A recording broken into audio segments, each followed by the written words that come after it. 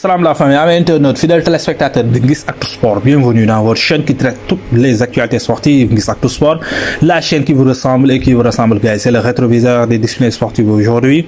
Nous allons encore parler sur l'actualité sportive en revenant sur les performances de Sadio Mané depuis le début de l'année 2024 jusqu'à maintenant, avec son but qu'il a marqué hier qui a permis au Sénégal de valider son ticket pour la CAN Maroc 2025, mais aussi sur la troisième et la quatrième, faire un bilan sur la troisième et la quatrième journée des matchs éliminatoires comptant pour la CAN Maroc 2025, mais aussi parler sur la Roja qui se qualifie en quart de finale Ligue des Nations, revenir sur les Three Lions, l'Angleterre qui connaît un nouveau manager, il s'agit bel et bien de l'Allemand, on va revenir sur ça, terminer avec Léo Messi qui a marqué son 10e triplé en équipe nationale avec l'Argentine. C'est ces sujets qui vont faire l'objet de notre vidéo d'aujourd'hui. Nguiss Actu Sport, top, c'est parti. On commence l'actualité sportive avec notre Niancho national, l'homme à tout faire de l'équipe nationale du Sénégal. Il s'agit bel et bien de Sadio Mané. Hier, il a ressuscité et a répondu à certains détracteurs qui avaient commencé à l'enterrer en disant qu'il a que 60 minutes dans ses pieds. Il n'est plus le Sadio Mané 2021. Oui, d'une part, mais d'autre part, Sadio Mané reste le grand joueur qu'il a toujours été. Et hier, il nous a montré ça grâce à son but qui a permis au Sénégal de qualifier ou bien de valider son ticket pour la CAN Maroc 2025 si palette bi nga xamé ni xamuñu ko won ci mom, parce que Sadio Mané a toujours été un grand joueur, mais palette bi manqué won ci mom, ou bien si domaine bi nga xamé ni dafa amone ay carence muy si coup de pied arrêté avec les penalties, il a géré ça. Légui ça reste les coups francs. Hier il a marqué ñu ñaan lolu mu woy, parce que Sadio Mané ginnaw grand joueur bu mu nek palette bobu rek mo la xamé ni nek fo won fo xamé ne mi ngi fay exceller moy ci balle arrêté te gis nañ ni actuellement mi ngi koy liggéeyal, parce que hier la façon dont il a marqué le coup franc, cela montre que il est en train de travailler sur ça. Et Sadio Mané depuis le début de l'année de 2024 avec l'équipe nationale du Sénégal, pour vous montrer, il a toujours été décisif. Sadio Mané, dans tous les matchs qu'il a disputés, 6 buts, 3 passes décisives. Cette année, sur les 13 matchs de l'équipe nationale, lors des 3 matchs où il n'a pas été impliqué dans un but des Lions, c'est contre le Niger, la RDC et la Mauritanie, et il n'a pas joué dans ces matchs. Sadio Mané a été passeur contre Gambie, contre Guinée, et comment dirais-je, contre Côte d'Ivoire aussi. Sadio Mané a été buteur contre Cameroun, contre Gabon, Bénin, Burkina Faso, il a provoqué le penalty et a marqué contre Burundi. Il a été buteur encore contre Malawi et provoque le rouge du gardien. Sadio Mané encore buteur contre Malawi, 2 fois buteur contre Malawi. Depuis le début de l'année 2024, Sadio Mané a marqué alors 6 buts et 3 passes décisifs en 13 journées avec l'équipe nationale du Sénégal. Mu nek joueur bi nga xamé ni mo gëna décisif, mën nañ wax né au sein de l'équipe nationale du Sénégal mu nek suñu leader attitré bi nga xamé ni à chaque fois qu'on a besoin de lui mu ngi répondre présent. Donc il n'est pas encore vieilli. Sadio Mané, ça lui reste énormément de choses, parce que c'est un joueur bo xamé ni sur un de ses rushs il peut faire la différence. On poursuit l'actualité sportive avec la 3e et la 4e journée comptant pour les matchs qualificatifs CAN Maroc 2025, trêve internationale bi jeex ginaaw bu ñu joué 3e journée et 4e journée phase de poule pour match éliminatoire CAN Maroc 2025 bi ñu door ko ak équipe bi nga xamné ne moy la Syrie nationale, avec un joueur qui s'est illustré lors des 2 journées. Il s'agit bel et bien de Serhou Guirassy qui a été 5 fois buteur sur ces 2 journées, triplé à l'aller contre équipe bi nga xamné ni moy Éthiopie, nekkat doublé si match retour face à l'Éthiopie. Serhou Guirassy qui a son actif depuis le début de la saison à 11 buts en 8 matchs cette saison pour l'attaquant de Dortmund. Il a été 11 fois buteur, notamment ses buts en club, mais ses buts en équipe nationale. D'ailleurs, la Chili nationale qui a changé de coach avec le départ de Kaba Diawara, et actuellement Michel qui est dans les commandes. Serhou Guirassy est très performant avec son nouveau sélectionneur en équipe nationale, de même qu'en club. L'année dernière, l'homme qui a été 2e meilleur buteur du championnat allemand, actuellement il est dans un top forme. Serhou Guirassy, potentiel ballon d'or africain.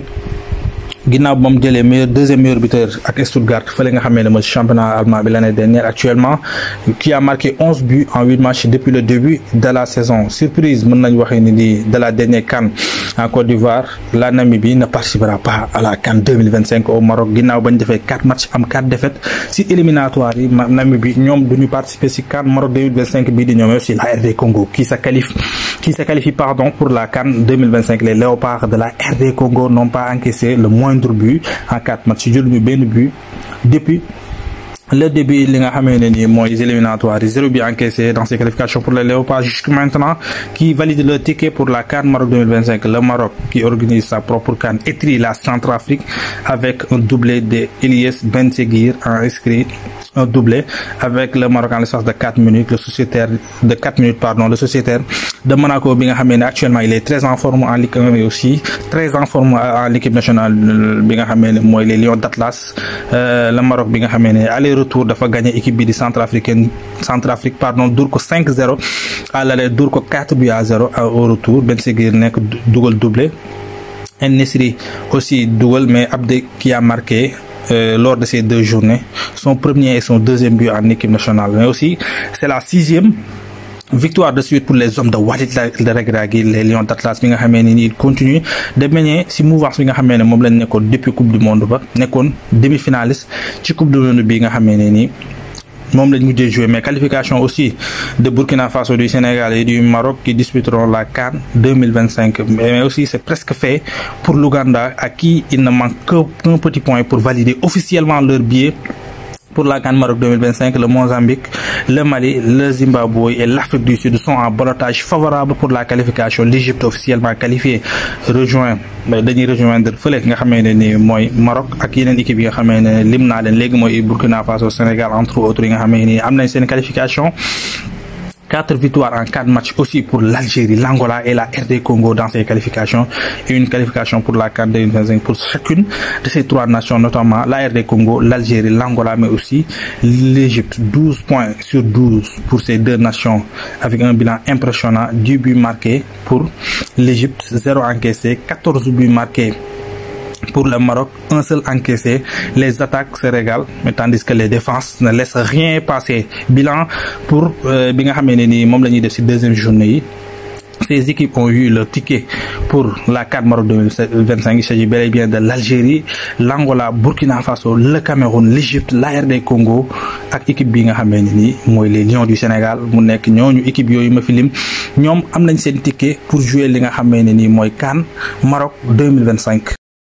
On quitte l'Afrique pour parler des Three Lions. Nous sommes en Europe pour parler de l'Angleterre. L'Angleterre bi nga xamee ne retrouvé na un nouveau manager, un remplaçant pour seen coach bi nga xamee ne ni limogé woon nañ ko ginnaaw bi ñu ñàkkee seen 2e finale consécutive de l'Euro face à la Roja. Angleterre tey wut un nouveau manager. Il s'agit bel et bien de l'un des coachs bi nga xam ne jaar na seen propre championnat, gagné fa Ligue des Champions ak équipe bi nga xamee ne mooy les Blues de Chelsea.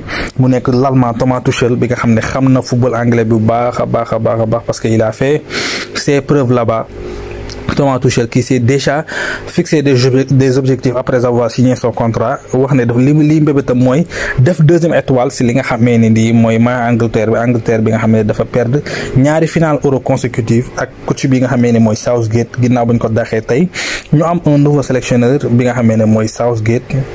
Et on va parler aussi ci équipe bi nga xamee ne moom moo taxoon comment dirais-je Angleterre ñaax li nga xam ne mooy 2e finale Euro mu nekk la Roja qui se qualifie mën nañ wax ne pour les quarts de finale qui se qualifie en quart de finale de la Ligue des Nations. Espagne continuer di baigner ci mouvance bi nga xamee ne nekkoon nañ fa depuis le début de l'Euro, defoon Euro boo xamee ne nii une compétition stratosphérique, continuer di baigner ci même rythme bi depuis lors. Ils continuent à gagner et actuellement ils ont validé le ticket pour les quarts de finale de la Ligue des Nations. Après l'Europe, on file à Buenos Aires. Nous sommes en Amérique du Sud, plus particulièrement en Argentine, pour parler de la Pulga, l'homme qui a actuellement 37 ans, qui ne cesse pas de battre les records. Il s'agit bel et bien de Léo Messi. Léo Messi, hier, il est devenu le joueur qui a marqué le plus de triplés en sélection. Ginnaaw ba Argentine baladé devant la Bolivie dóor ko par 6-0. Léo qui a marqué 3 buts et délivré 2 passes décisives, impliqué aussi 5 des 6 buts marqués par l'Albiceleste hier. Léo Messi qui a encore battu un record est devenu le joueur qui a marqué le plus de triplés en sélection avec 10 triplés en son actif. Mu nekk joueur boo xamee ne nii c'est l'un des meilleurs ou bien le meilleur joueur du monde. Léo qui continue avec mën nañ waxee ne nii à 37 ans qui continue de battre des records mu nekkoon victoire bu am solo ginnaaw Argentine actuellement nekk premier ci benn poule bi nga xamee ne nii moo am du côté de l'Amérique du Sud. nga xam ne ñoom seen qualification benn poule lañ koy def Argentine jiite li nga xamee ne nii mooy benn poule boobu noonu nekk ci kaw a kaw ginnaaw ba mu dóoree dem Bolivie par 6-0. C'est toujours un réel plaisir de vous servir. Continuez à liker, continuez à commenter, continuez surtout à s'abonner, mais surtout le plus important c'est de partager. Allez, peace.